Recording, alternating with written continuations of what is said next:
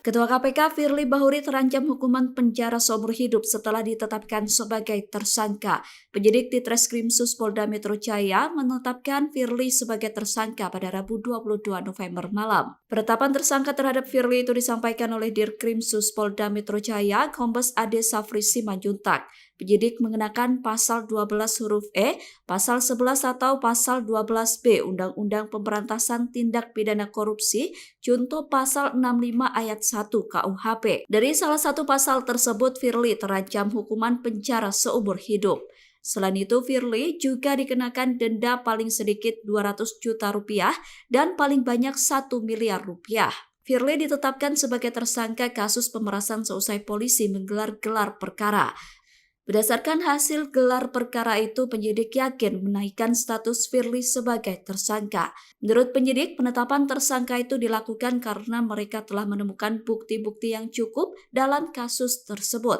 Adapun sejumlah bukti yang disita polisi, diantaranya adalah dokumen penukaran falas periode Februari 2021 hingga September 2023. Adapun ancaman hukuman dari pasal 12E tentang Undang-Undang Pemberantasan Undang-Undang tentang Pemberantasan Tindak Pidana Korupsi,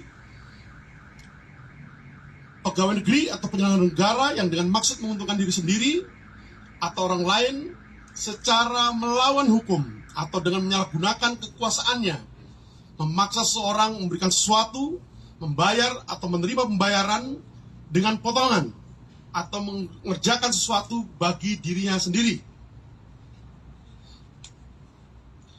Kemudian pasal 12B, setiap ayat 1, setiap gratifikasi kepada pegawai negeri atau penyelenggara negara dianggap pemberian suap apabila berhubungan dengan jabatannya dan yang berlawanan dengan kewajibannya atau tugasnya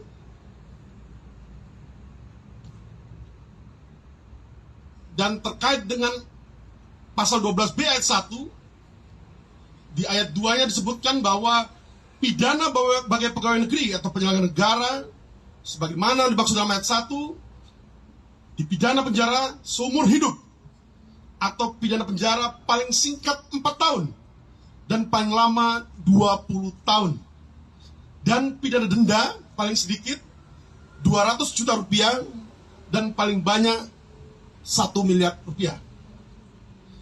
Sedangkan untuk pasal 11 dipidana dengan pidana penjara paling singkat 1 tahun dan paling lama 5 tahun dan atau pidana denda paling sedikit 50 juta rupiah dan paling banyak 250 juta rupiah bagi pegawai negeri.